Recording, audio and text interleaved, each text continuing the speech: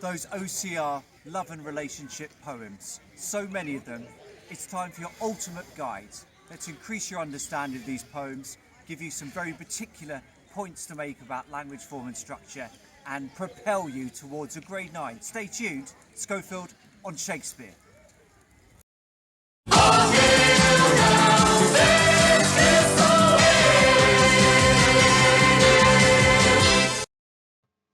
So here are the poems I'm going to explore in this ultimate revision guide.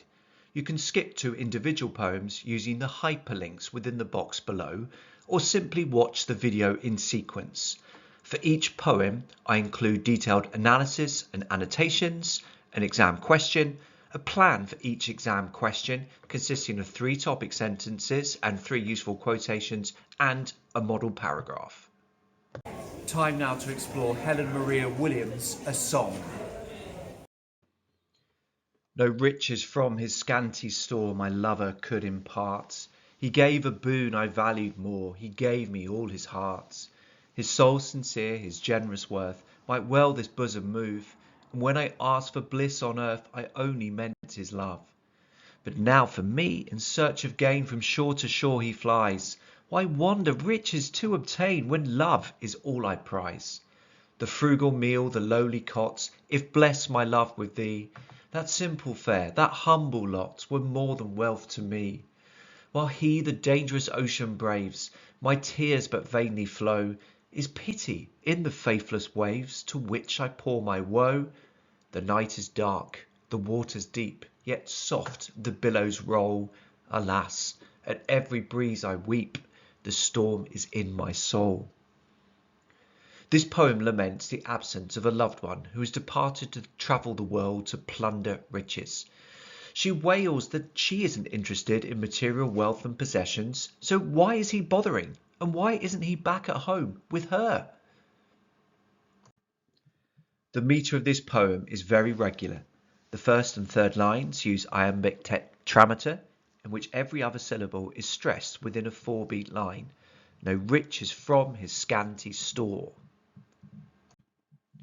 Whilst the second and fourth lines are shorter and use iambic trimeter. In this stanza, the shorter lines draw attention to the lover's absence.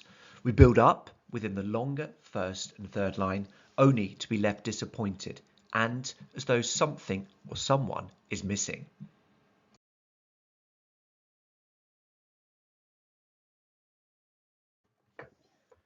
Notice here the way the natural word order has been switched in lines 1 to 2, something known as anastrophe.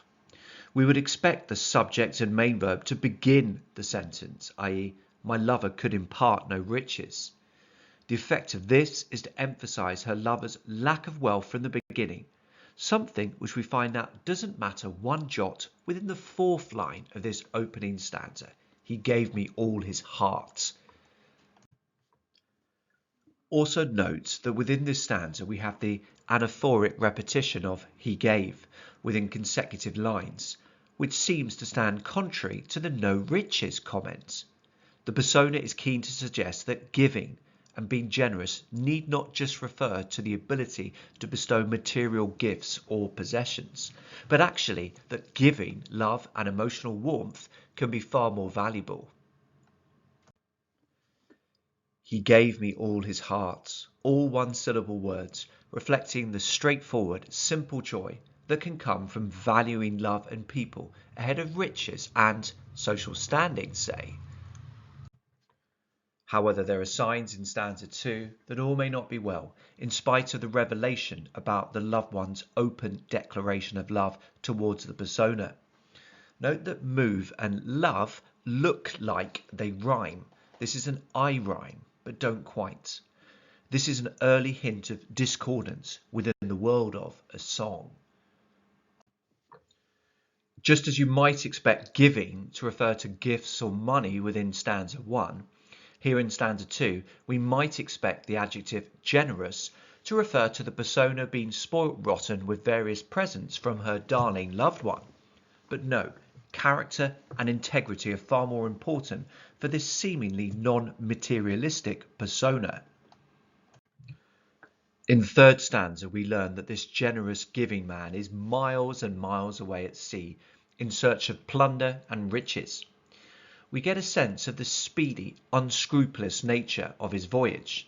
From shore to shore he flies. He's most certainly not arriving at various exotic locations to make friends or to learn about the local culture, but to acquire as much wealth as he can as quickly as he can. And so we have a conflict between the two. The absent male implicitly feels that he needs to acquire wealth. The passive, waiting female is simply left to dust her figurative phone. This is deeply frustrating, given that she declares she would be prepared to put up with a cheap, plain, small-portioned meal, and a metaphorical simple bed and home, a lowly cot, if it meant that they could be together, safe, at that moment.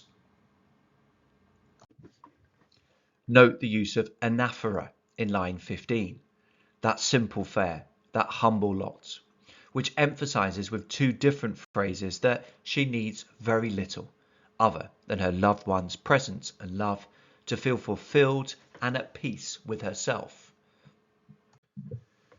Note the huge contrast in the quantity of water described in this stanza. The man is braving the dangerous ocean whilst the woman is crying. Whilst the common image of water in theory links them, the huge discrepancy between them highlights just how far apart they are at present. The persona recognizes the futility of her crying, but we have a sense of the persona's loneliness and isolation, as seen in the helpless rhetorical question, "Is pity in the faithless waves to which I pour my woe?" Not dissimilar to dusting the phone, when the neurotic persona talks about the phone ringing and the possibility of a disaster before asking feebly, in which case, who would ring me to tell? The vastness of the ocean and the darkness accentuates the persona's feelings of helplessness and fear. In some ways, the fact that the waves rolling to and fro don't make that much noise makes it all the more ominous and unsettling. The final line of the poem sees the persona shifting from imagining her loved one in a storm at sea to positioning the storm metaphorically within her soul and heart. In other words, her soul feels battered, buffeted, and torn asunder due to her fears about the safety of her loved one, leaving her entire being at risk of being permanently damaged.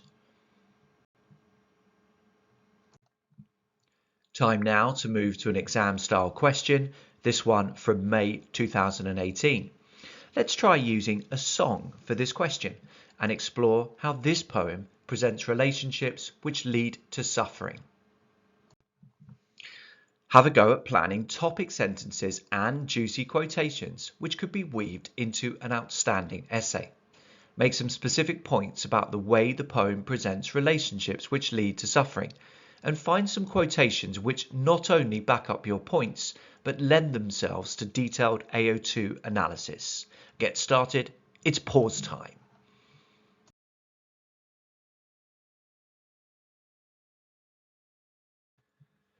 Within my plan, I like the idea of kicking off with a point about the absence of the loved one at sea causing pain and angst.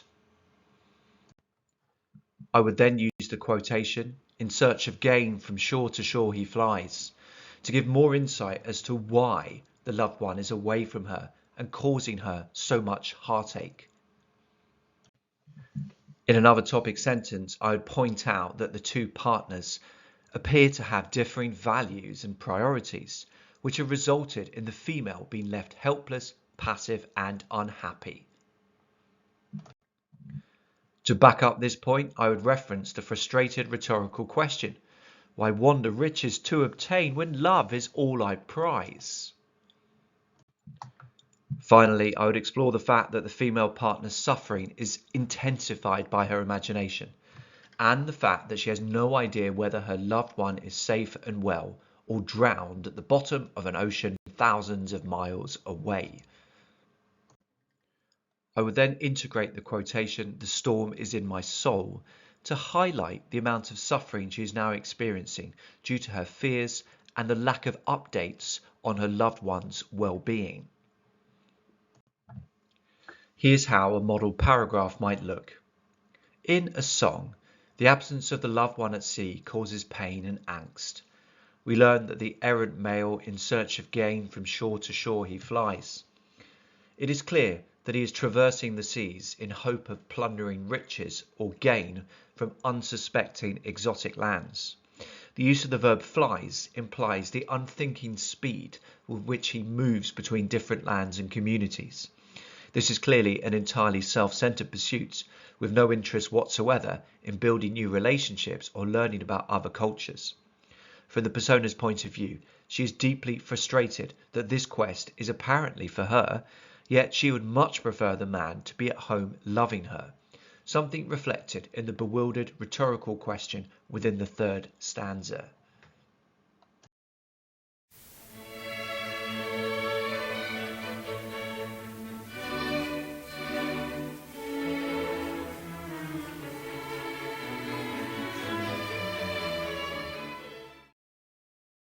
Are you ready to explore Bright Star by John Keats? Bright star, would I were steadfast as thou art, not in lone splendour hung aloft the night, and watching, with eternal lids apart, like nature's patient sleepless eremites, the moving waters at their priest-like task of pure ablution round earth's human shores, or gazing on the new soft fallen mask of snow upon the mountains and the moors. No, yet still steadfast, still unchangeable, pillowed upon my fair love's ripening breast, to feel for ever its soft fall and swell, awake for ever in a sweet unrest, still, still to hear her tender taken breath, and so live for ever, or else swoon to death. In this poem, the persona addresses the bright star above and praises its constancy. However, he states that he wouldn't want to be so aloof and so apart from the world, in spite of the fact that it can look over majestic seas and mountains. What he wants is to be lying on his lover's chest, hearing her breathing and desiring her physically. In the final couplet, there is a suggestion that, without his loved one, he would end up dying. Keats uses the Shakespearean sonnet form in this poem, predominantly iambic pentameter, the moving waters at their priest-like task. Sonnets are typically used to explore feelings of love and to immortalize the loved one. By using this form, the persona is showing his loved one the utmost respect and devotion. However, the poem occasionally makes alterations to the iambic meter, notably at the beginning with two spondees, two stressed syllables, bright star, before reverting to iambic, would I were steadfast as thou art. This emphasizes the loftiness of what he is addressing. It is not some random mere mortal, but a bright star miles and miles above us all within the galaxy. Within line 2, there is another disruption to the expected iambic meter with the trochee within the first beat. Not in lone splendour hung aloft the night. Of course, not in lone splendour hung would sound ridiculous.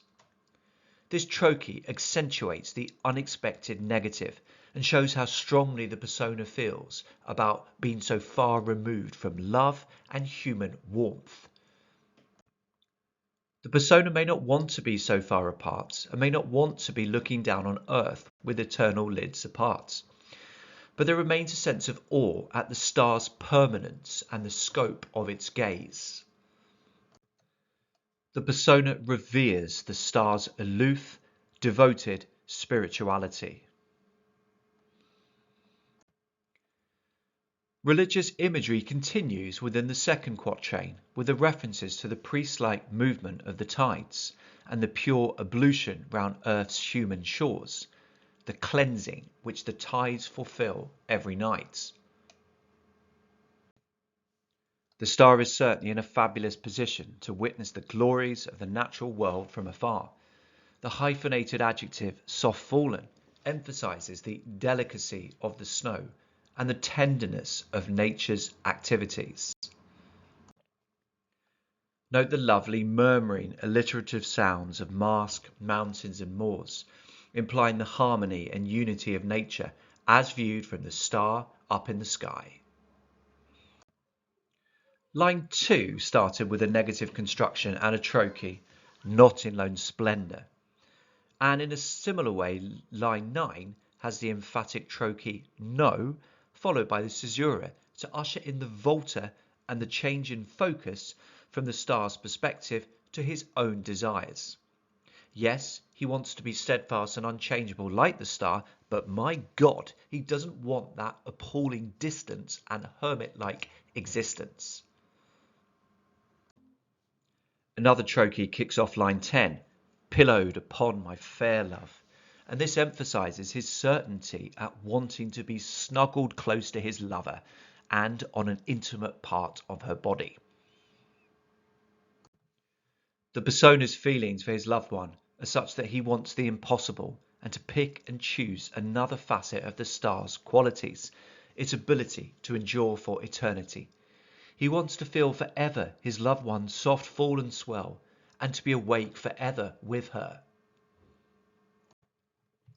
The persona desires to be awake forever in a sweet unrest, and this oxymoron is interesting.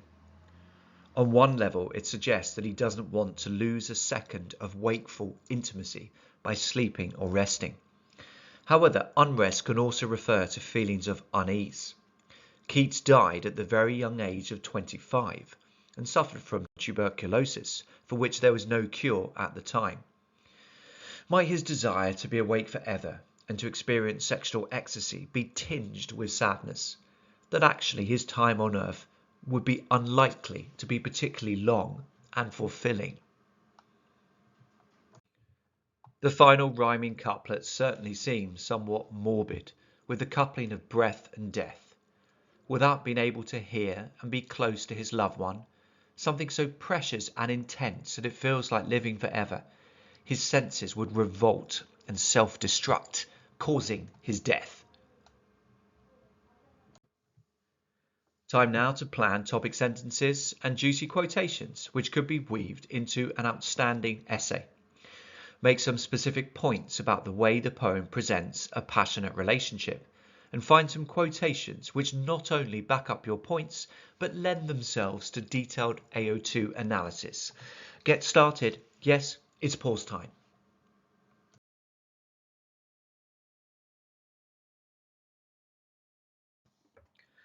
So I might start a main paragraph by suggesting that the persona loves his loved one so passionately that he implicitly rejects the glories of the natural world in favour of intimacy. I would back this up by referring to the beautiful description of the soft fallen mask of snow before quoting the emphatic negative of the following line, no, followed by the caesura. Another point could be that the persona's passionate feelings are shown in his unquenchable desire for physical affection. Where possible, use interesting, lively words within your topic sentences. Show off not just how well you know the poem, but how well you can write.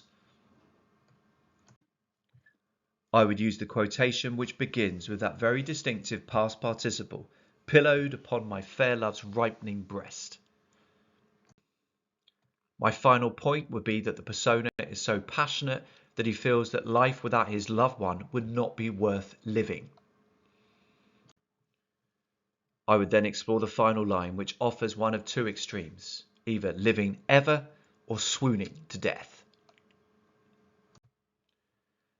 In my paragraph, I write, in Bright Star, the persona loves his loved one so passionately that he implicitly rejects the glories of the natural world in favour of intimacy. In the first part of the poem, he references a star's ability to gaze upon wondrous beauties of the earth, including the soft fallen mask of snow upon the mountains and the moors, no. The murmuring alliterative M sounds create a wonderfully calm and peaceful effect, whilst the use of the metaphor mask implies that natural vibrancy lies beneath the crisp mountain covering snow. Nonetheless, the switch from I ams to a trochee at the beginning of line 9 emphatically rejects the passivity of merely being able to view such natural glories. No! And ushers in a loving description of his loved one breathing by his sides.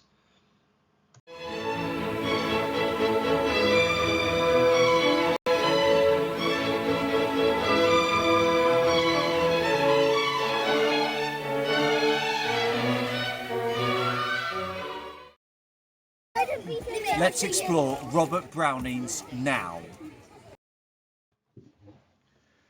Out of your whole life give but a moment, all of your life that has gone before, all to come after it.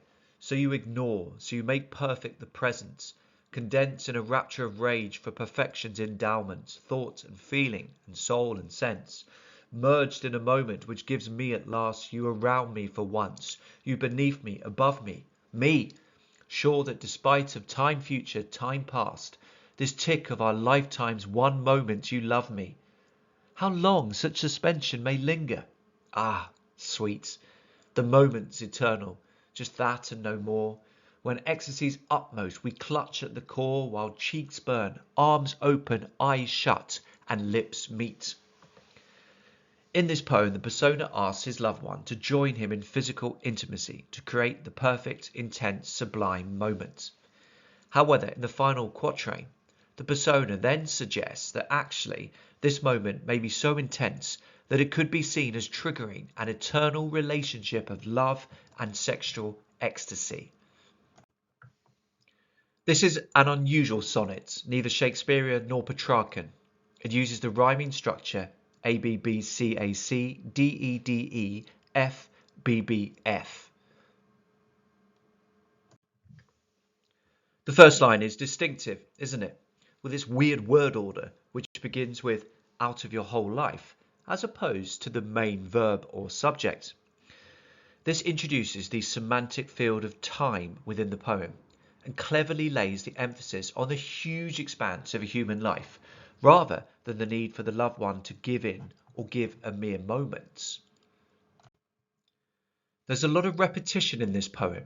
Within the first 6 lines we have life, life in lines 1 and 2, all and all in lines 2 and 3, and then the polyptoton of perfect and perfection in lines 4 and 5. This not only implies that the persona is saying the same thing again and again, just using slightly different phrasing, in order to increase the chances of acquiescence, but also creates a more intense claustrophobic feel aimed at pressurizing the loved one into giving just one wee moment, a moment which will be unlike any moment that has come previously or will ever come again, a perfect moment. As well as the repetition of words and word roots, so we also have the use of alliteration, the P sounds in making perfect the present, and the R sounds in a rapture of rage. These result in a pleasingly harmonious and lilting feel, aimed at lulling the loved one via sweet sounds into taking part in this exciting sounding moment. In case any cynics might have been wondering whether this poem could simply be an extravagant barefaced attempt to flatter a loved one into mere sex, line 6 attempts to counter this by referencing the multi-dimensional nature of human faculties involved in this moment, thought and feeling and soul and sense. The polysyndeton somehow makes this list of faculties seem longer and more all-encompassing. It seems clear that the persona has not yet managed to sleep with his loved one, hence little frustrated utterances such as at last and for once.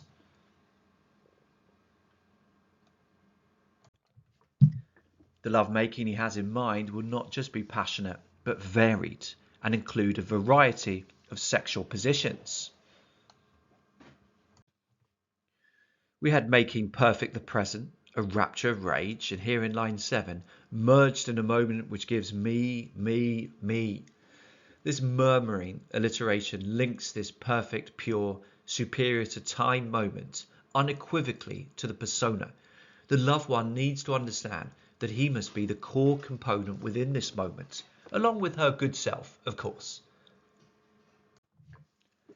A volta within a poem signifies a shift in thoughts or focus, and within Browning's Now, it takes place in line 11, with a rhetorical question wondering whether this perfect moment could potentially last much longer than originally signified.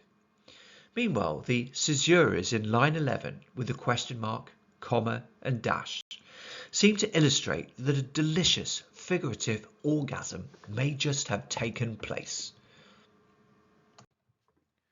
This moment will contain such feverish ecstasy that the pair will be holding each other's bodies and very humanities incredibly tightly. They will be fused to such an extent that it would not be possible to identify which body parts belong to which person. There would just be generic cheeks, arms, eyes, and lips. The rhyming structure of the final quatrain emphasizes the crucial importance and joy provided by the sexual union.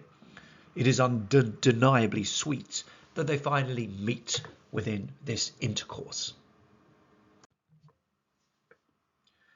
It's that time again, dear viewers, subscribers, and pupils. Plan topic sentences and juicy quotations which could be weaved into an outstanding essay.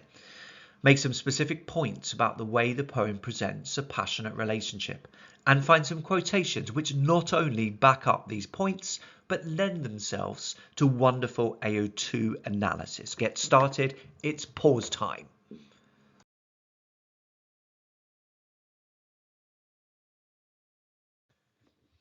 I start with the idea that a genuinely passionate relationship triggers an emotional and spiritual response as well as physical desire. This could be backed up by the polysyndetic thought and feeling and soul and sense. Another point could be that passions can result in a persona seeking to temporarily obliterate all thoughts of other time periods in order to create a more intense, perfect, sublime moment. I could then explore the quotation, so you ignore, so you make perfect the present. Finally, I might state that a passionate relationship is all-consuming and intensely physical. I could then probe the quotation in which the pronouns are deliciously omitted. We clutch at the core while cheeks burn, arms open, eyes shut, and lips meet. In my model paragraph, I write, in Now, passions can result in a persona seeking to temporarily obliterate all thoughts of other time periods in order to create a more intense, perfect, sublime moment. He demands to his loved one that she ignores all of your life that has gone before and all to come after it in order to make perfect the present. The use of anaphora in the beginning of lines 2 and 3, all, emphasizes the persona's desire to focus exclusively and intensely on this moment of physical, emotional, and spiritual intimacy. No other distractions, memories, or thoughts. Meanwhile, the adjective perfect confirms the aspirational nature of his desires. His passion is such that a sublime experience, even if incredibly short, this tick, must be pursued ahead of all else.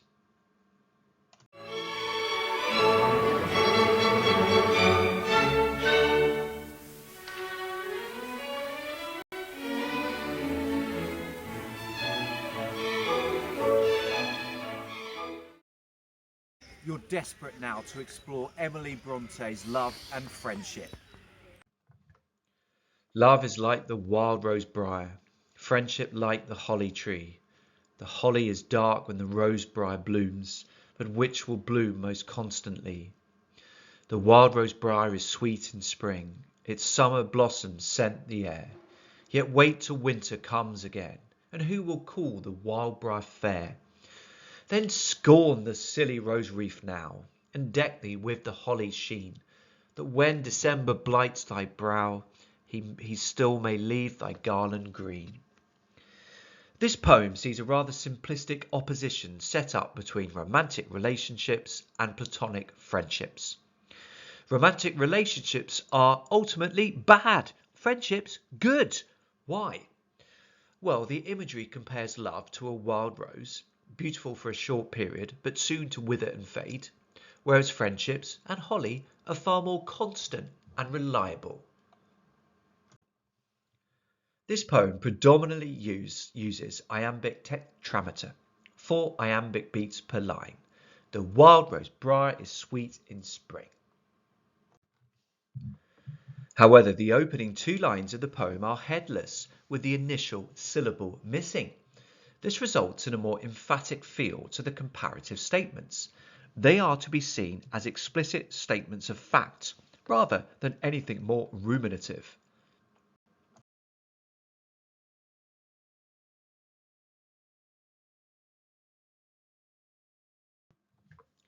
As well as being evergreen plants, holly trees have much deeper roots than wild rose briars.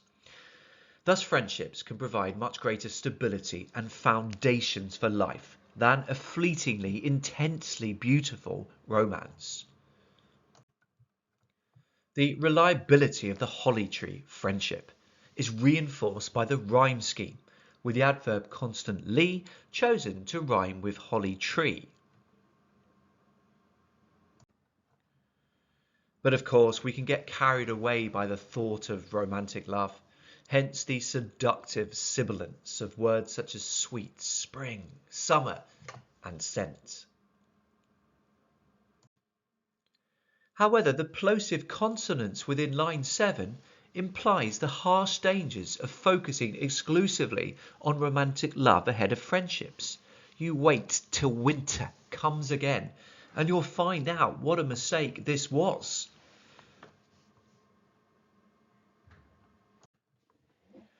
We have, but which will bloom most constantly at the end of stanza 1, and here at the end of stanza 2 we have, and who will call the wildbriar fair. Both rhetorical questions start with conjunctions which aim to challenge or extend our thinking about the relative merits of roses and holly trees, representing love and friendship. The third stanza has a different, less reflective, more forceful feel, as seen in the move to using imperatives such as scorn and deck. It is now time to stop hankering about love. Instead, we should proudly celebrate choosing friendships for the foundations of our lives. Hissing sibilance in line 9 and plosive alliteration in line 11 confirm unequivocally that roses and romantic relationships are the bad guys. We need to adorn ourselves with holly, which after all has a sheen, a shine of its own, just not quite the same temptress allure of the rose. The older stages of our lives will leave us wrinkled, aged and more vulnerable. However, if we follow the persona's edict, we will be left with something to celebrate, something to figuratively wear around our necks, the memories and faithfulness of platonic friendships, still fresh, still vibrant.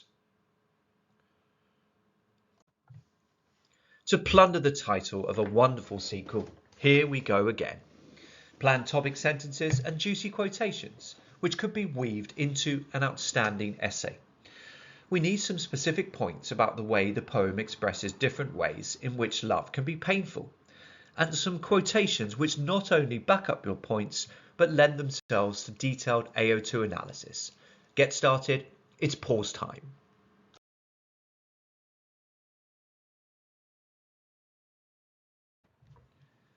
To kick off with, I would write that Bronte describes the wild, bubbly feeling of true love as short-lived and ephemeral, albeit enticingly attractive. I could then quote and explore the opening line of the poem, "Love is like the wild rose briar." Next, I would suggest that romantic relationships cannot be relied upon. The aftermath of a failed relationship is desolation and heartache. To back up this point, I would reference the rhetorical question at the end of stanza 2. Yet wait till winter comes again, and who will call the wildbriar fair? Finally, I would intimate that the persona suggests that romantic relationships are ultimately superficial, thus potentially leaving us lonely in old age. This could be backed up by the phrase, when December blights thy brow. Here's my model paragraph. The persona suggests that romantic relationships cannot be relied upon, and that the aftermath of a failed relationship will be desolation and heartache. At the end of stanza 2, she asks, "Yet wait till winter comes again, and who will call the Wildbriar fair?" This rhetorical question refers to the period of time in which the rose has lost all its leaves and beauty, and is lying dormant. Given the previous link made between the rose and love, the implication is clearly that exciting, beautiful romantic relationships will inevitably come to a shuddering halt, leaving the participants lonely, cold and unloved, something emphasised by the plosive consonant T sounds in wait till and winter.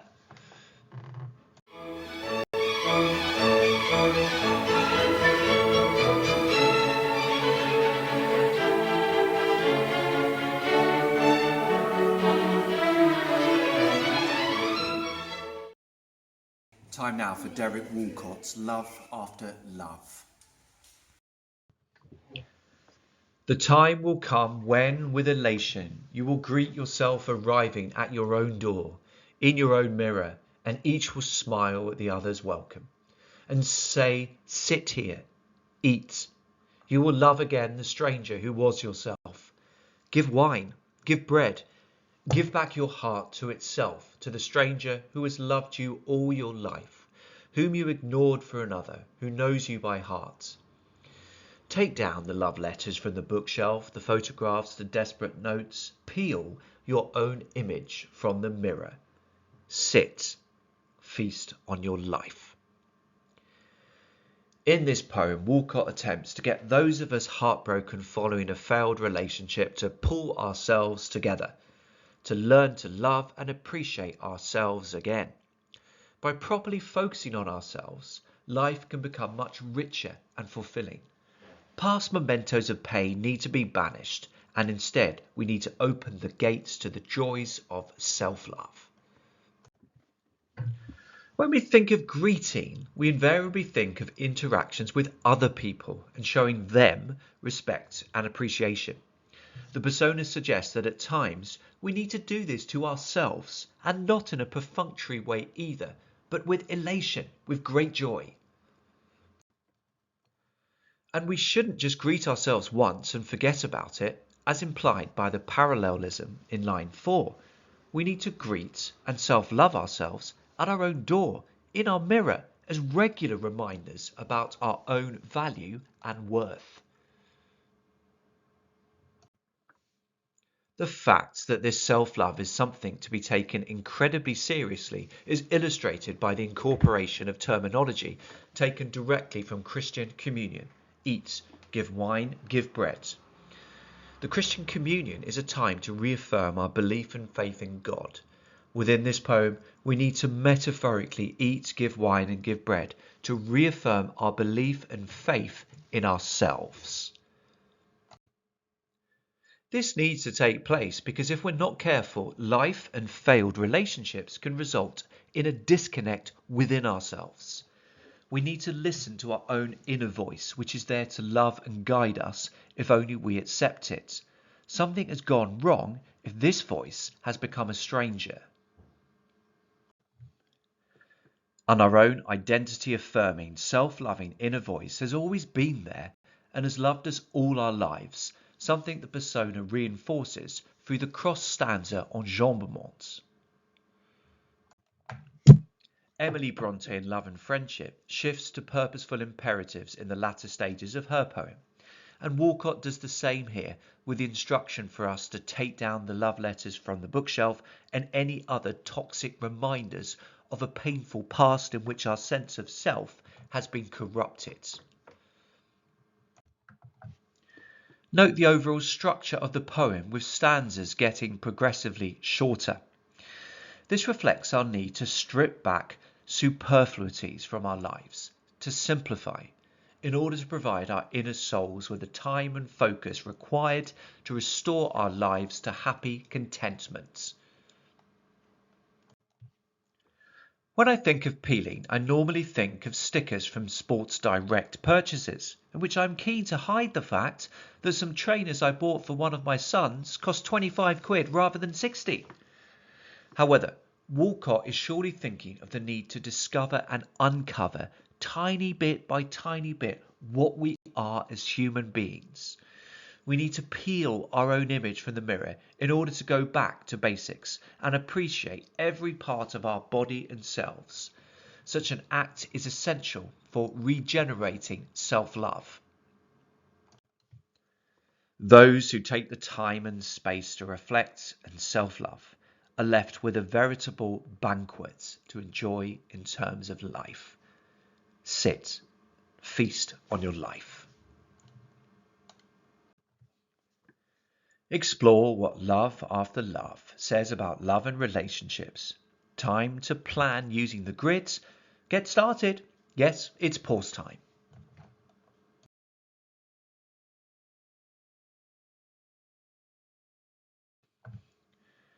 Love After Love presents self-love as important above all other loves in life. You will greet yourself arriving at your own door.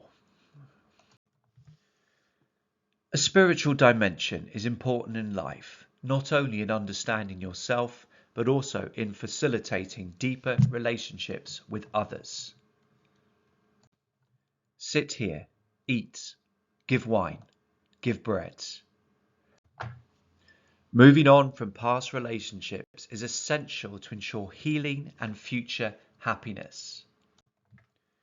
Take down the love letters from the bookshelf, the photographs, the desperate notes. In my model paragraph I write, Love After Love presents self-love as important above all other loves in life. The first stanza includes the striking phrase that at some point you will greet yourself arriving at your own door. Arriving at your own home is typically something functional and routine, which isn't thought about. Whilst the notion of greeting or welcoming politely, enthusiastically your own self initially seems bizarre. However, Walcott is clearly aiming to stress the fundamental importance of appreciating and loving yourself in order to live a more fulfilling life and to facilitate moving on from heartache. The suggestion is that this can begin to take place by applying the same courtesies and consideration usually applied to others to your own self.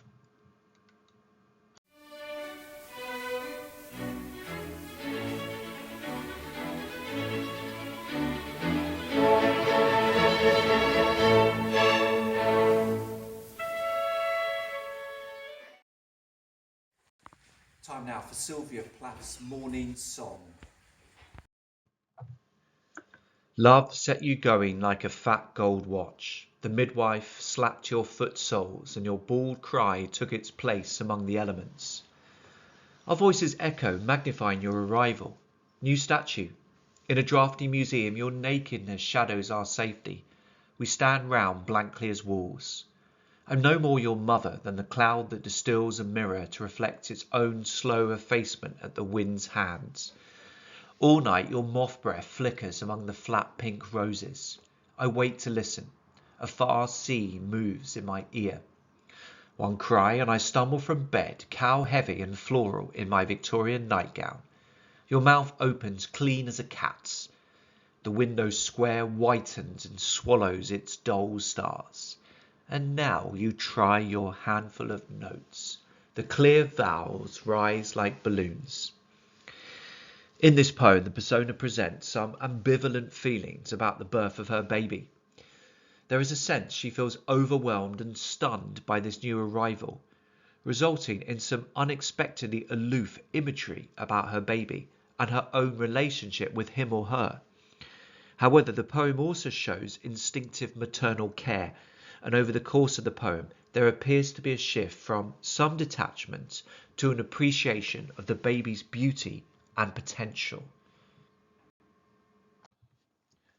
The first line of this poem contains a much discussed and debated simile, love set you going like a fat gold watch.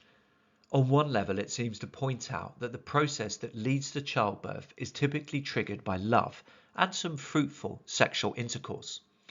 However, the fat gold watch image is frankly odd. The reference to the watch may point to time and the beginning of a child's life. Whilst there is no doubt that fat gold watches are valuable, nonetheless the image points to a separation, a detachment between the mother and child.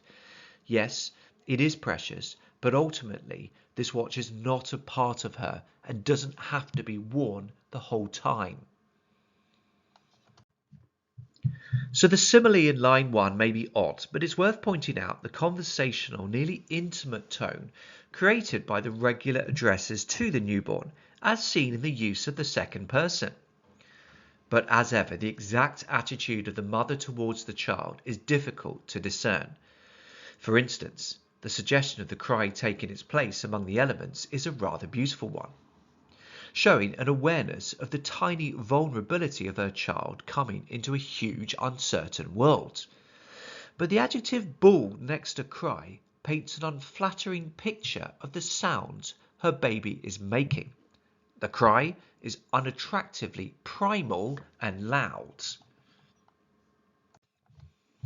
In many ways, the metaphor of a new statue is similar to the simile about the fat gold watch. Both images highlight the value and impressive physical appearance of the newborn, whilst also suggesting that the mother may not yet have mentally adjusted to having this permanent new figure in her life. Appropriately, given the mother's ambivalent feelings, the metaphor new statue is put into its own separate sentence following a caesura. This highlights the fact that full integration between mother and child has not yet occurred. Of course, becoming a new parent can feel threatening and overwhelming, hence the suggestion that the baby's nakedness shadows our safety. Such clear vulnerability and dependence is likely to require a change in mentality, at least to the mother's life, something she is clearly still coming to terms with, hence the blank as walls standing around. With these lines, Plath once again distanced herself from her newborn baby, as seen previously in her apparent distaste for its bawled cry, and in the detached, albeit awed suggestion that it symbolises a new statue. She claims that she is no more your mother than the cloud that distills a mirror. This confirms that she's still coming to terms with her role as a mother. She's not yet ready to embrace this new role. And there is also a sense that she feels she will be supplanted by her child. If the cloud represents herself and the mirror her child, the mirror image is appropriate given their physical genetic similarities. It is clear that she recognises that over time she will be naturally at the wind's hand, effaced or die. Yet perhaps this process is not quite as grim as I made it out to be. The effacement is at the wind's hand, a gentle, soothing image. Statue or no statue, this mother's maternal instincts have clearly kicked in. She listens out carefully for her child's breathing, all too aware of its newborn fragility. The sound she hears when listening for her baby's breathing is a far sea. Again, we have a soothing natural image with tides, breaths rolling in and out as inevitable as the universe itself. Is there a sense that some of the mother's feelings of displacement are due to the changes to her body that have occurred during and post-pregnancy? She is cow-heavy, an ugly image, which may suggest that she feels fat and functional. The mother is cow-heavy and the newborn's mouth opens clean as a cat's, another rather unattractive image. Again, this image suggests that she may not have mentally made the complete shift to fully embrace the humanity of this new, wondrous, beautiful dependence. After some more ambivalent imagery, the last two images are more positive, suggesting that the mother may now be ready to love her child without reservations or distance. The child tries his or her handful of notes. A beautiful image suggesting a wondrous first production of harmonious sounds. And in the final line, the child's clear vowels rise like balloons, suggesting optimistic, innocent hope. At the start of their new life, embracing the extraordinary world they have just entered is right and natural. They should be reaching for the stars. Your turn, dear chums and Gordon. Consolidate your understanding of this poem by writing topic sentences and quotations for a question asking you to explore how Morning Song presents someone describing their feelings directly to the other person. Press pause now.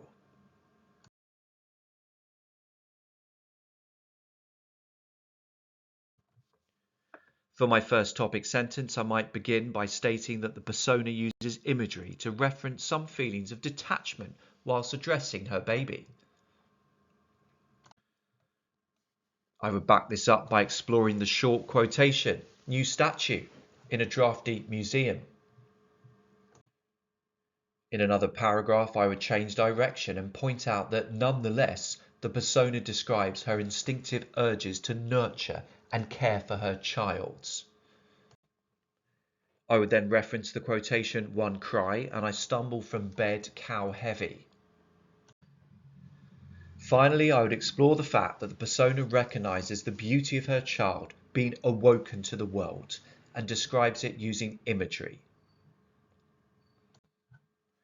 This would lead me on to exploring this lovely simile. The clear vowels rise like balloons. Here's my model paragraph. The persona uses imagery to reference some feelings of detachment whilst addressing her baby. Within stanza 2, she addresses her as new statue present within a drafty museum. Statues are immobile figures, usually from history, that we stand back and admire, rather than have an intimate connection with. On the one hand, the persona is suggesting that she may not yet be fully comfortable with giving her all to nurture and cuddle. Yet this image may also suggest a sense of wonder and awe. This new arrival is so perfectly formed that it needs to be looked at with wonder and considered deeply. The adjective drafty gives an impression of a room in which there is plenty of space and air, a place where, in comparison to all else, the statue cum baby looks particularly small and vulnerable.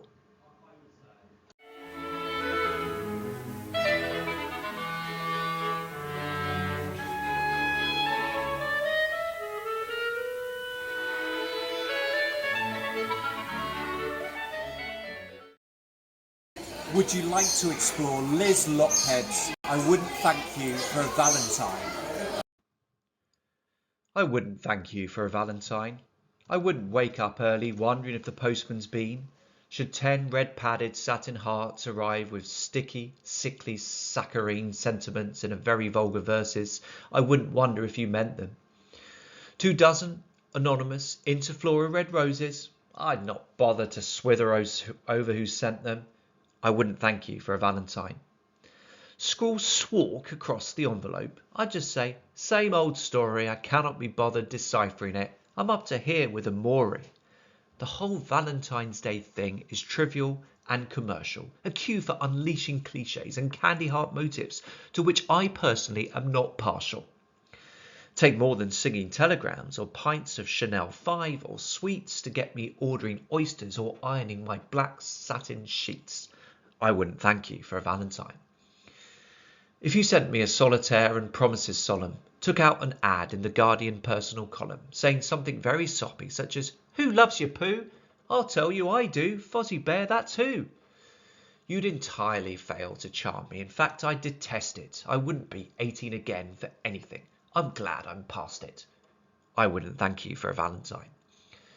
If you sent me a single orchid or a pair of Janet Ragers in a heart-shaped box and declared your love eternal, I'd say I'd not be caught dead in them, they were politically suspect, and I'd rather something thermal.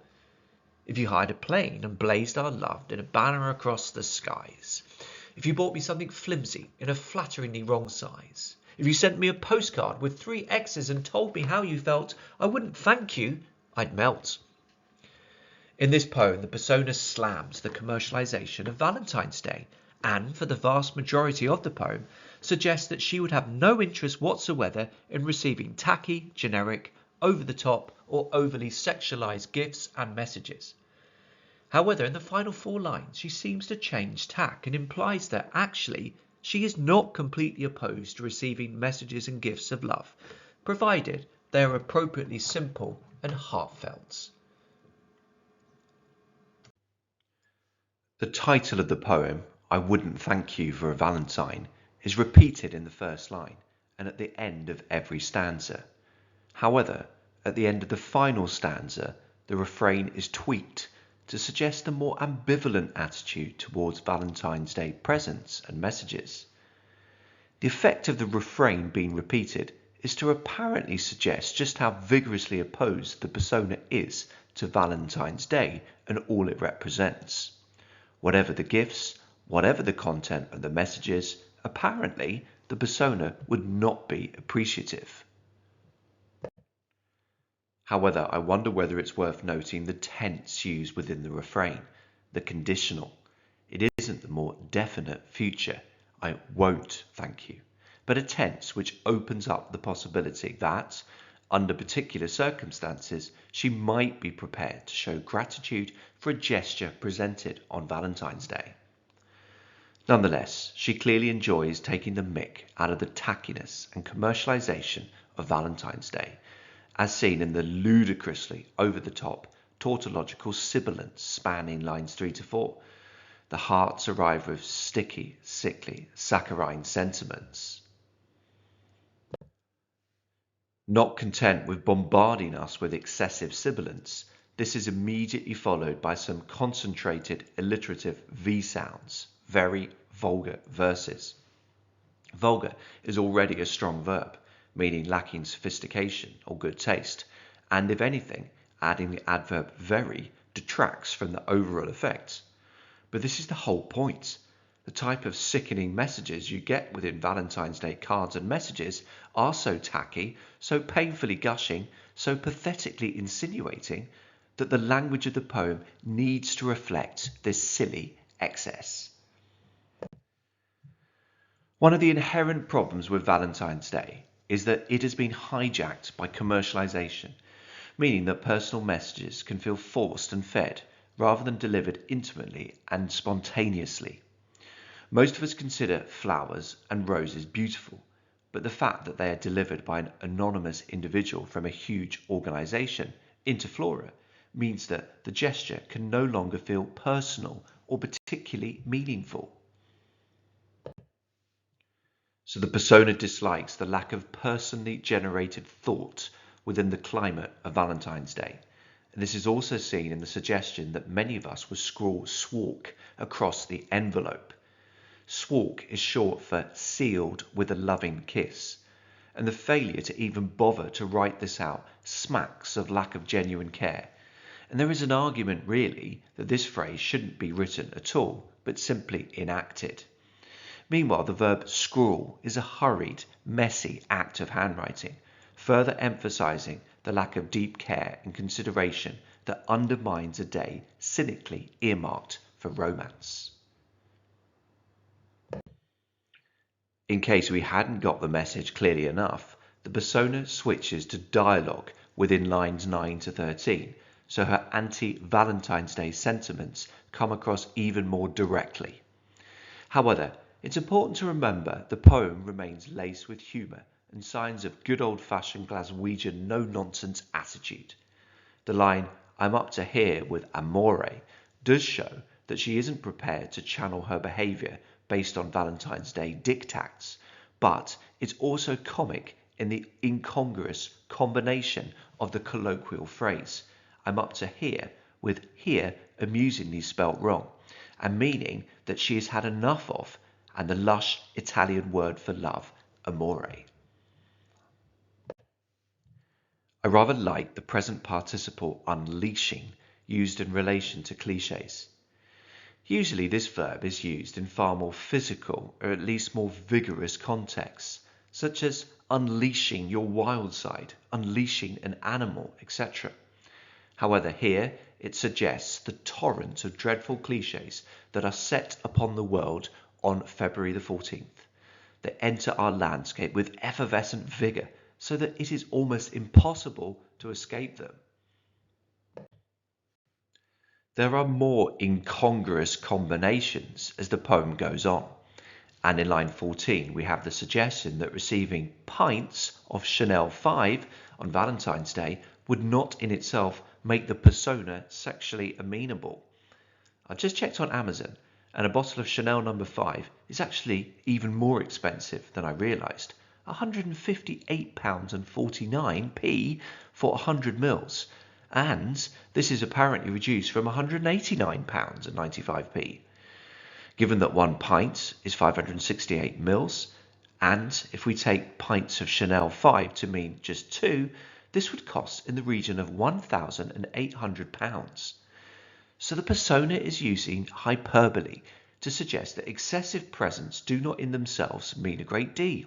They do not contribute meaningfully to any kind of relationships.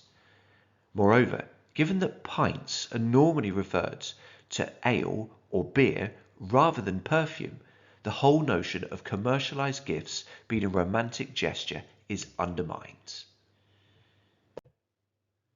Oysters are a well-known aphrodisiac, whilst black satin sheets would not be used as a matter of course on a bed, let alone ironed. So both these phrases suggest that there may be an implicit expectation that couples need to make an effort to get in the mood for sex on Valentine's Day, something the persona rejects as unromantic and commercially pressurized.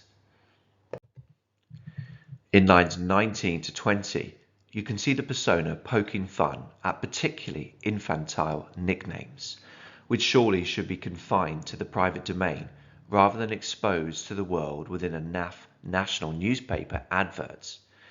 It is surely the foisting of the personal into the public domain which the persona objects to, rather than what couples choose to call each other within the safety of their own homes and relationships. Look at the rhymes in this section of the poem: solemn, column, pooh, who, and it. This move to more consistent, very basic rhymes highlights the lack of originality within institutionalized Valentine's Day directives, which implicitly demand that we operate as couples and behave in preordained Orwellian ways. There are feminist undertones in line 25 through the phrase politically suspect. This refers to the persona being given luxury lingerie, a gift that could be interpreted as objectifying the female and being influenced solely by the desire to have additional sex. The persona says here at least that she would not wear such sexy attire on principle and would prefer something comfortable and practical, such as thermal underwear. But this seems to be contradicted by the suggestion that she might melt if given something flimsy in a flatteringly wrong size. This may not necessarily be lingerie, but it does suggest some kind of sheer revealing dress or nightwear.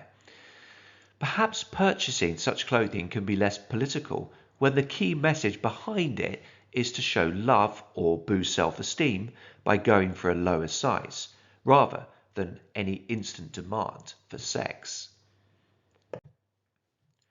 What makes this poem harder to interpret is the fact that there are 3 anaphoric subordinate clauses separated by semicolons prior to the surprising final line claiming that she would melt. If the first 2 anaphoric phrases had full stops at the end, we would be able to separate them from the third, which shows how the persona would really appreciate a postcard containing genuine sentiments. But they are all linked by the semicolons, which suggests that the ludicrously over-the-top gesture of hiring a plane to show a banner, as well as the purchase of sexy clothing, would somehow be more acceptable than similar gestures which have previously been dismissed. However, perhaps there is a difference in that these 3 gestures all seem to prioritize the message ahead of an overly commercialized gift, albeit with the hiring of a plain banner presumably extremely expensive. As previously stated, the fact that something flimsy is in a flatteringly wrong size seems to suggest that she appreciates the implicit message about her own beauty, perhaps as much or even more than the gift itself. So how do we interpret this verb melt? For me, it suggests that the persona would be physically moved, would have her previously hard attitude soften a little by receiving a genuine declaration of love, even if perhaps in her heart of hearts she would prefer for this to be given to her every other day rather than Valentine's Day itself. Your turn. Plan topic sentences and juicy quotations, which could be weaved into an outstanding essay about the way the poet presents strong feelings in romantic relationships in this poem. It's pause time.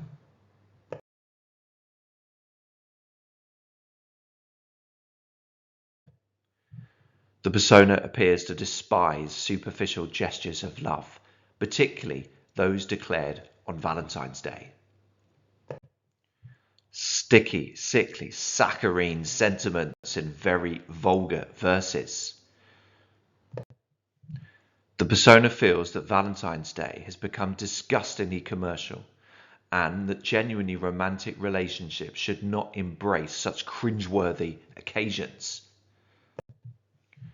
A cue for unleashing cliches and candy heart motifs.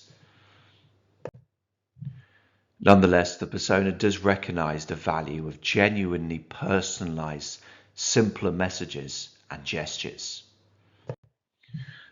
I wouldn't thank you. I'd melt. Here's my model paragraph. The persona appears to despise superficial gestures of love, particularly those declared on Valentine's Day. Within the first stanza, she's scathing about conventional Valentine's Day messages, describing them as sticky, sickly, saccharine sentiments in very vulgar verses. Note the claustrophobic similarity between the three sibilant adjectives, all pointing towards the messaging being cloyingly, disgustingly sweet, and thus devoid of any genuine personal raw life meaning. In case the reader hasn't got the message about just how distasteful these lines are, the following line develops this idea further by describing the verses as very vulgar. Once again, we have the excessive, tacky alliteration, reflecting the ostentatious yet superficial messaging, with the added suggestion that there may be tasteless references to Valentine's Day sex, or at least to an overall effect that is cheap and soul-destroying.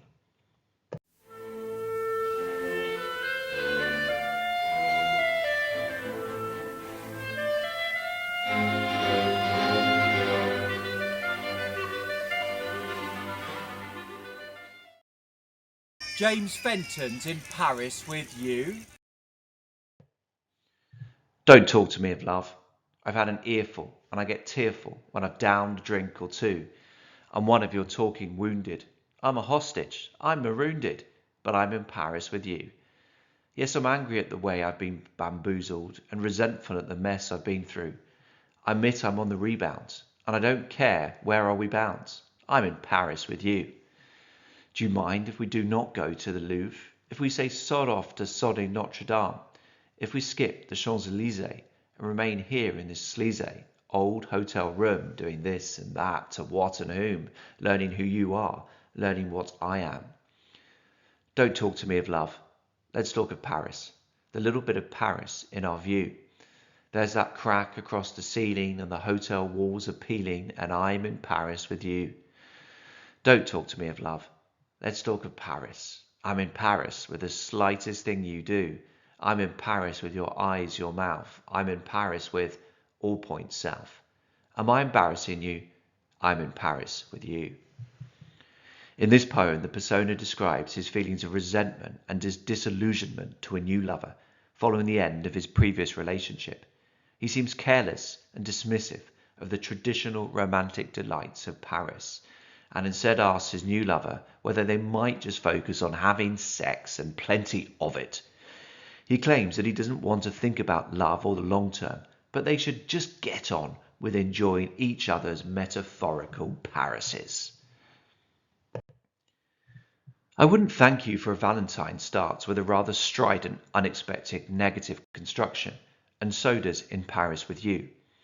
We have the imperative don't, confirming that at this point in time, the persona is in an abrupt, tetchy mood and has no intention of embroiling himself in an intense emotional hookup. That said, there are signs of self-deprecating humour within the use of colloquial expressions and silly, multisyllabic rhymes such as earful and tearful. The persona has emotional scars, hence his implicit suggestion that he is a walking wounded. However, of course, he actually says talking wounded, and the tweaking of this expression, whilst maintaining the suggestion of being psychologically damaged post-relationship, shows that he is able to deal with the topic in a more light-hearted way, and perhaps that getting these things off his chest, talking, may help him recover. After earful and tearful, there is a sillier multisyllabic rhyme of wounded and maroonded.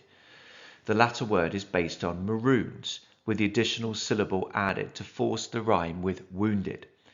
This made-up word sounds funny and detracts from the seriousness of the suggestion that he feels isolated and displaced, living in a world without the certainty of his previous partner. In spite of colloquial revelations about current angst, the last line of the first stanza does seem to focus more positively on the present. The conjunction but seems to represent a desire to move on, make the best of the current situation, whilst Paris is considered one of the great, beautiful, romantic cities of the Western world. Lines 6 and 7 essentially say very similar things, albeit with line 6 seeming more explicitly critical of his previous partner. The use of parallelism here builds up momentum and shows the depth of the persona's anger at how he was treated by his previous partner. The persona's raw honesty towards his new lover is notable. He says openly that he is on the rebounds, i.e. getting involved in a new relationship largely as a reaction to past pain. Yes, his tone somehow remains light-hearted, as seen in the rephrasing within Year 9, with "we are bound" being changed to "are we bound" to force the multi-syllabic rhyme with rebounds. The jauntiness of the tone, though, belies the genuine hurt that lies beneath. Within this verse, the conjunction but has been omitted from the final line refrain, resulting in a punchier feel and a possible determination to try to focus solely on the present. The third stanza reflects this increased determination to focus on the present rather than wallow in the past, as epitomized by references to famous Parisian landmarks, and the movement towards using the first-person plural we. His flippancy towards world-famous landmarks is comic. He wants to skip the Champs-Élysées and say sod off to the sodding Notre Dame, whilst the contrast between these beautiful spots and the grubby hotel room is anti-romantic, implying an unparalleled lust for fantastic sex which will blot out all else. Stanza 3 sees another comically forced rhyme, Elysee and Sleaze, which emphasizes the discrepancy between traditional associations of Paris, beauty, fabulous landmarks, romantic strolling, and his own desires for sex within a distinctly unromantic location. Notice how the lines get shorter halfway through the stanza, reflecting increased intensive desire and shorter breathing as the prospect of sex may be getting closer. Notice the final line, which suggests that sex with his new lover may help him learn what he is. Has his past relationship left him so bamboozled and disorientated that he now needs to re-examine his own identity? What kind of a person is he, and does he want to be within this brave new world? Stanza 4 uses the same negative construction from the first stanza, but this time goes on to address his new partner rather than talk endlessly about his own past hurt and emotions. Let's Talk of Paris is, of course, short for Let Us Talk of Paris. And even if this Paris seems a metaphor for sex between the two of them, it does represent a move towards sharing, rather than light-hearted whinging introspection. Certainly this hotel room seems particularly dingy, with a crack across the ceiling and peeling wallpaper. The persona doesn't shy away from these details, but seems to reference them in order to instill greater energy and purpose into what he hopes will take place in this hotel room, i.e., yes, the hotel room is crap, but that means that we need to focus all the more on making sure our lovemaking is as great as possible. And in this stanza, the multi-syllabic rhyme actually works without the need for additional syllables or French accents within sordid English words. This is fitting, as we are now in the position when the two individuals may be ready to become one. The fact that the refrain, "Don't talk to me of love," is used again at the beginning of stanza 5 may be an indication not just about the persona's defensive, frail emotional state, but also that he may be worried that his new lover may adapt an overly serious, intense attitude towards their relationship too early on. This mustn't happen because, by God, the persona wants to focus on sex, hence the central anaphora of "I'm in Paris with," followed by various body parts and movements in lines 26 to 28. The shift from eyes, mouth to all points south, implying vagina, is reminiscent of a lustful Juliet when she lists various body parts of Romeo before once again using a euphemism, although this time about the male genitalia. If you recall, she cries, "What's Montague? It is nor hand, nor foot, nor arm, nor face, nor any other part belonging to a man." Stanza 1 is I. But here in the final stanza, the persona actually asks his lover a question, albeit one aimed at raising the sexual tension further. The end of the poem is more confident and assertive. The persona seems to have accepted the fact that he is in Paris with a new lover, and my God, he is going to make the most of things.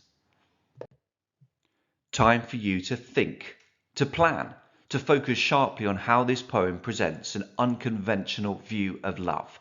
Topic sentences and quotations, please. It's pause time.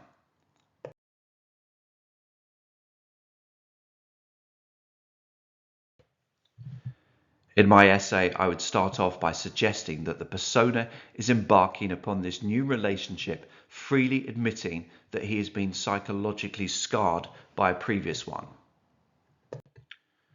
I would back up this point by using the quotation, "I'm one of your talking wounded, I'm a hostage, I'm marooned." In my next paragraph, I would point out that the persona suggests that it can be more enjoyable to spend time in a dirty hotel room than exploring world-famous tourist attractions in the city of love. I would explore the comic polyptoton within "If we say sod off to sodding Notre Dame." And then I would suggest that the persona repeatedly states categorically that he doesn't want to get involved emotionally, and yet he is desperate to have sex. To back this up, I would explore the quotation, "Don't talk to me of love, let's talk of Paris." In my model paragraph, I write, the persona suggests that it can be more enjoyable to spend time in a dirty hotel room than exploring world-famous tourist attractions in the city of love. He asks, without expecting a response, whether his travelling companion would mind if we say sod off to sodding Notre Dame. The use of such offensive language, intensified by the polyptoton, is both amusing and shocking. Notre Dame has been known for centuries as a beautiful cathedral by the Seine in Paris, and an enormously popular place to visit for Christians, romantic couples, and indeed any tourists. The implication is that the persona wants to defy convention, partly due to residual anger at the breakup of his past relationship, and focus almost exclusively on satisfying his own physical lust.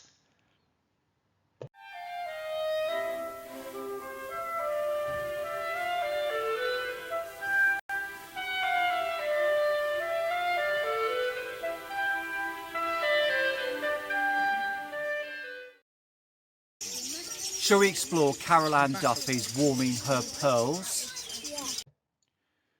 Next to my own skin, her pearls. My mistress bids me wear them, worn them, until evening when I'll brush her hair. At 6 I place them round her cool white throat. All day I think of her, resting in the yellow room, contemplating silk or taffeta, which gown tonight. She fans herself whilst I work willingly, my slow heat entering each pearl.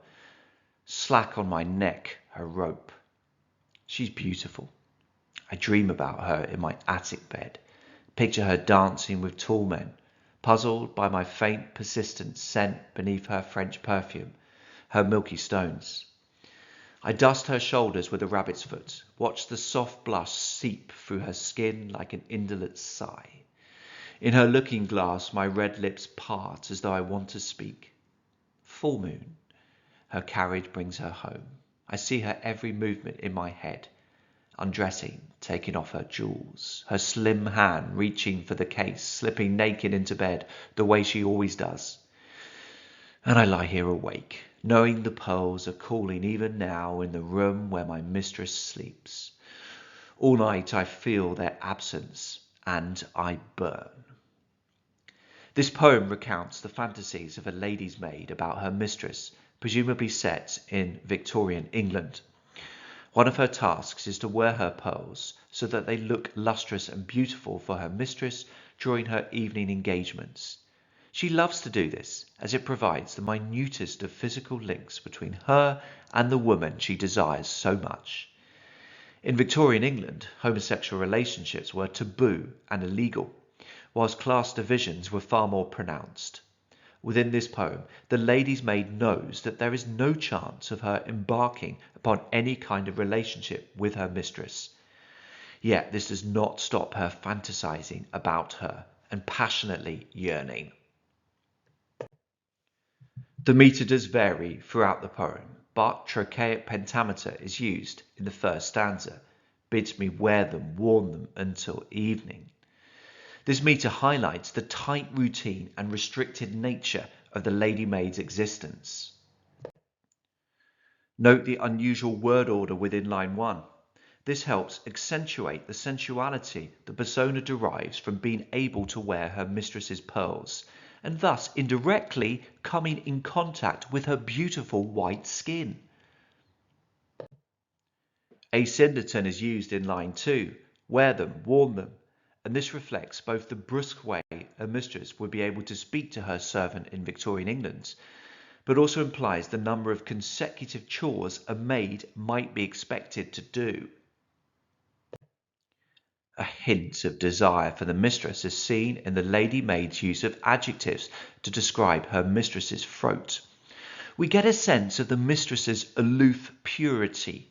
Cool may suggest that she is not easily roused or aroused, making her all the more unattainable for a hot and bothered persona. This mistress has very little to do all day, as emphasized by the passive present participles, resting and contemplating. She appears to inhabit a world in which the upper-class woman could devote huge chunks of time mulling over her appearance in order to have the greatest effect on men later on.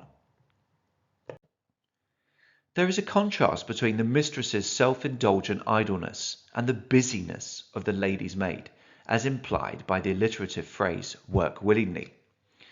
However, some of this willingness may stem from the fact that plenty of hard work will cause her body to infuse the pearls with more sweat and natural oils, thus passing on more of herself to the mistress when giving her her pearls in the evening.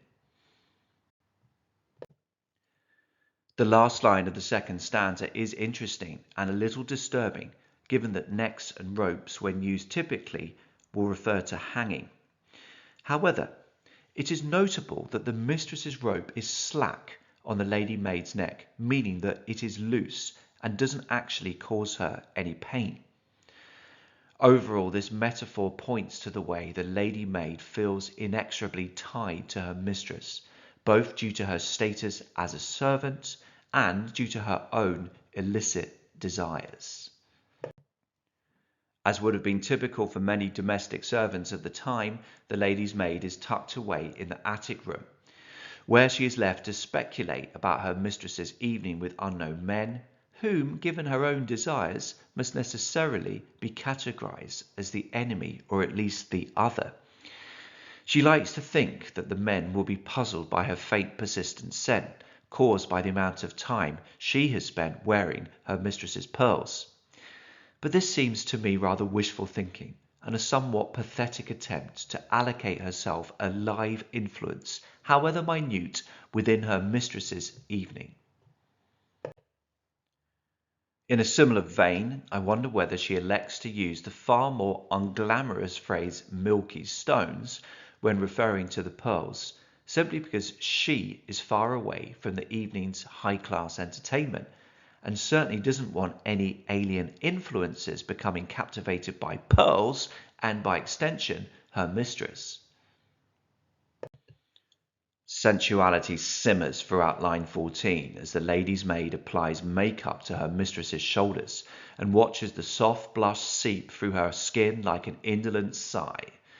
In her figurative imagination, she senses the skin sighing out, reflecting her own desires. In traditional love poetry, red lips are made for kissing or to be kissed. However, within this poem, with such a huge power imbalance and the fact that homosexual relationships were illegal, we get the impotent image of the lady maid's red lips moving, but neither kissing or emitting words. In stanza 5, the fantasies become more explicit as she imagines her loved one getting undressed and getting into bed naked. Note the repeated present participles, suggesting just how vivid, specific, and realistic the lady maid's fantasies are. Her lustful imagination can picture and reenact every stage of the going to bed process. And as with all good fantasies, she wants them to last for as long as possible, hence the enjambment between stanzas 5 and 6, which stretches out the vision of the flushed naked mistress within the lady maid's mind. Including the title, the word pearls are used 4 times within the poem and appear here in line 22 for the final time. They are so crucial because they provide the only physical link between herself and her mistress, the only way she can physically feel and touch her. At night, she is arguably furthest removed from her mistress as A. she is not seeing her, B. she is not wearing or has not been wearing the pearls for some time. This sense of her distance and her impotent passion causes her to lie here awake in frustration. And this frustration lasts all night, as confirmed by the enjambment from lines 23 to 24. There is no punctuation to bring a halt to this endless nighttime yearning. When we think of burning in general, we think of flames and destruction. In terms of humans, burning would typically imply illness and a high temperature. Within the context of this poem, it is quite clear. These stifled routines and pent-up energy unhealthily focused on pearls are slowly but surely causing this lady's maid to deteriorate and suffer. End of. How does warming her pearls present desire and longing? Time for your topic sentences and quotations. Get cracking!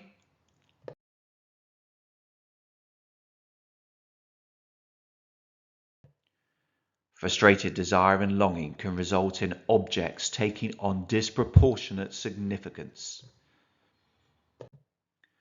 Next to my own skin, her pearls. My mistress bids me wear them. When desires are not fulfilled, fantasies become extremely important and vivid. slipping naked into bed the way she always does. Sexual desire can be all-consuming and potentially self-destructive. All night I feel their absence and I burn. In my model paragraph I write, when desires are not fulfilled, fantasies become extremely important and vivid. The lady's maid, living during a time in which homosexual relationships were taboo and illegal, imagines her mistress slipping naked into bed the way she always does. The present participle slipping suggests a swift, graceful movement and an all too brief, tantalizing glimpse for the maid within her feverish imagination of the naked mistress moving into bed, whilst the enjambment between stanzas creates some delicious additional time to dwell on this image. The tragedy of this poem is that there is no possibility of the maid's desires being fulfilled, and so these fantasies are unlikely to produce anything in the longer term other than pent-up frustration and impotent passion.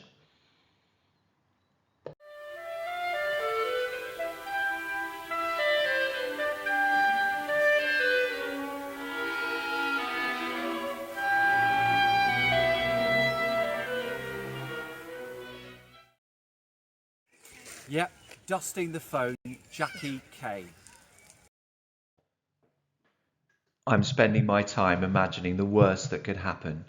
I know this is not a good idea, and that being in love, I could be spending my time going over the best that has been happening. The phone rings, heralding some disaster. Sirens. Or it doesn't ring, which also means disaster. Sirens. In which case, who would ring me to tell? Nobody knows. The future is a long gloved hand, an empty cup, a marriage, a full house, one night per week in strangers' white sheets. Forget tomorrow, you say, don't mention love. I try, it doesn't work. I assault the postman for a letter. I look for flowers. I go over and over our times together, reread them. This very second I'm waiting on the phone. Silver service. I polish it. I dress for it. I'll give it extra in return for your call. Infuriatingly, it sends me hoaxes, wrong numbers, or worse, calls from boring people. Your voice disappears into my lonely cotton sheets. I am trapped in it. I can't move. I want you. All the time. This is awful. Only a photo. Come on, damn you, ring me. Or else. What? I don't know what. In this poem, the persona humorously, at times, describes her agony as she waits to hear from her loved one. She is a glass half empty kind of gal and can't stop herself fretting about whether this relationship will last in the longer term. Rather like the persona in Paris with You, her loved one doesn't want to talk about love, and this clearly leaves her feeling insecure and helpless. And so she hangs around by the phone, waiting on it, waiting for it to ring. It does ring, but her monomania means that any other caller is unwelcome. Tensions rise in the penultimate stanza as she figuratively damns the uncommunicative lover, but it is all for naught. This is a persona who spends too much time thinking and speculating. The parallelism within lines 1 and 3 confirm that she doesn't necessarily have to be dwelling on terrible possibilities in relation to her relationship, but she cannot stop herself. There have been good experiences within the relationship, but no details are given whatsoever, and instead the persona stews and gets herself in a right old state. In the second stanza, the epistrophe is particularly stark and striking, with not just disaster, but the one-word sentence sirens concluding both lines 4 and 5. This emphasises the fact that whatever happens, her mind is insistent that it is going to be terrible news about their relationship, with the noun sirens usually linked to emergency service wailing following death or terrible accident. I also find the present participle heralding interesting in line 4. This verb is typically used to signify an important announcement, and so the implication is that the persona feels that ordinary, everyday communication from her loved one is unlikely or impossible. Perhaps this relates to the fact that this appears to be a secret relationship. No one would ring her if something had happened to her loved one because nobody knows about their relationship. All three lines in this stanza end with melodramatic short sentences for effect, and this adds to the overall feeling of paranoia and melodrama within the poem. It is clear that the persona has no one to talk to about her love, rather like the lady's maid in Warming Her Pearls.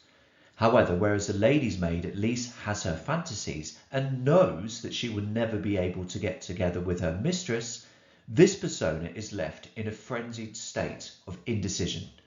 She may demand in line 21 for her loved one to ring her damn you, but ultimately she knows such commands are impotent. The third stanza contains a series of differing metaphors about the future of the persona's relationship. The phrase "a long-gloved hand" is enigmatic and could be interpreted as a positive future of glamour and high-class dancing, or alternatively a sign that this relationship may need to remain covered up to the world for a while yet. Meanwhile, the suggestion that the future may be an empty cup seems to imply loneliness. Will she be discarded by the one she craves, leaving her to drink her coffee from one cup, with her partner's previous usual cup left unused? Or might the couple get married and have children, creating a full house? Or will future liaisons need to be clandestine in depressingly depersonalised, albeit hygienic, surroundings? But she is being told in no uncertain terms to forget tomorrow, the imperative verb suggesting the power imbalance between the two. She should only focus on the present. She should not have overly high expectations for the relationship and should not put too much pressure on her loved one, as seen in the decree not to mention love. However, the persona is clearly totally unable to adapt such a laissez-faire attitude towards a relationship. She has a tendency to overthink, analyse, fret, panic. So much so that she figuratively assaults the postman in her desperation to receive news from her loved one, and as a sign of the lack of other vibrant interests and hobbies within her life, or at least that these have been totally consumed by the present, by her hopes and fears. The caesuras in line 10 create a nervous, jerky feel, which reflects her overall mood and general feelings of quick breathing agitation. Given the diktat not to mention love, I wonder whether the fact that she looks for flowers is particularly deluded or naive. Silver service is a particular method of serving food in a restaurant. I believe the waiter must always serve from the left.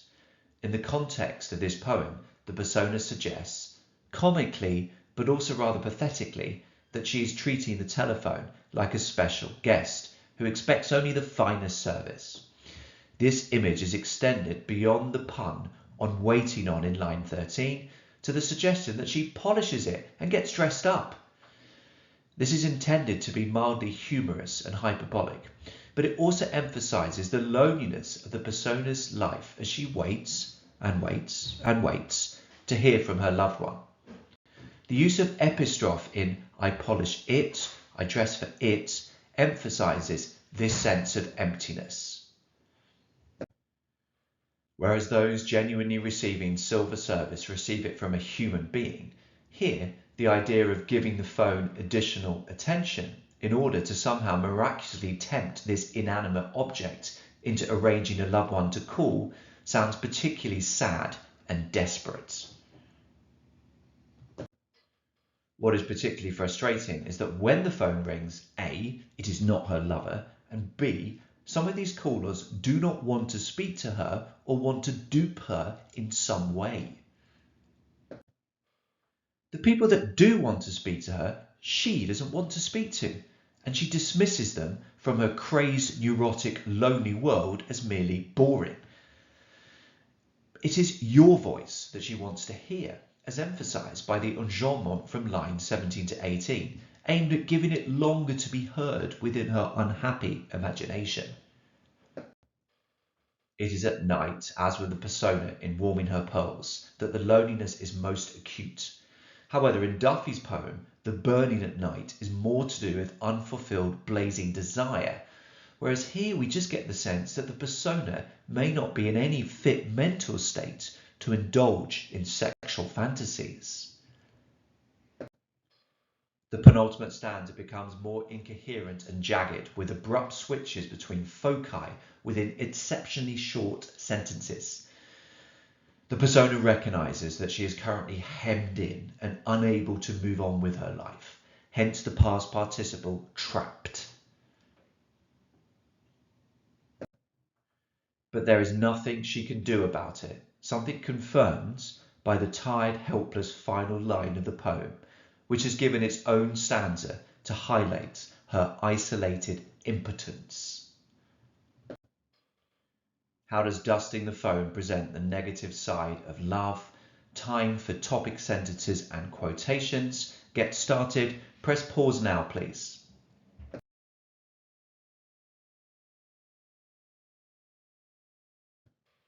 Within my essay, I would kick off by suggesting that a perceived failure to communicate regularly enough can lead to paranoia.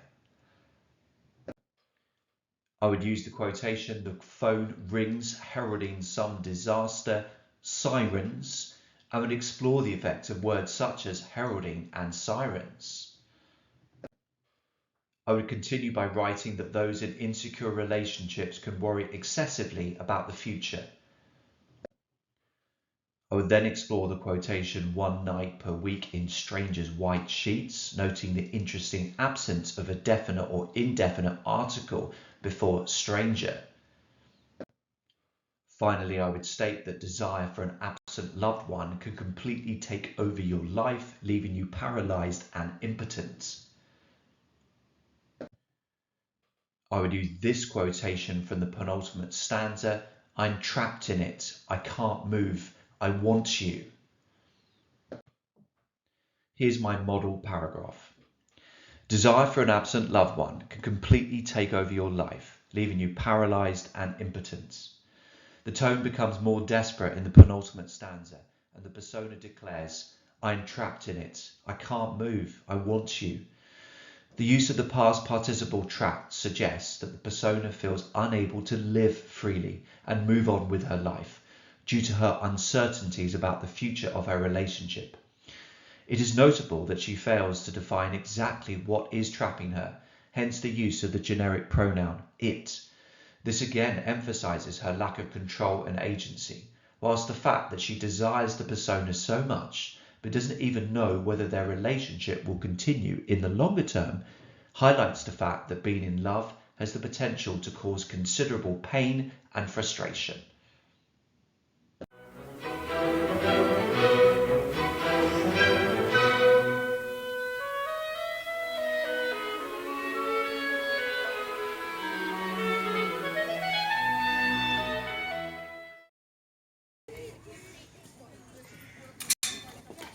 Oh, hello there. This has been your ultimate Schofield and Shakespeare guide to the Love and Relationships cluster for GCSE English Literature OCR. Many thanks for watching.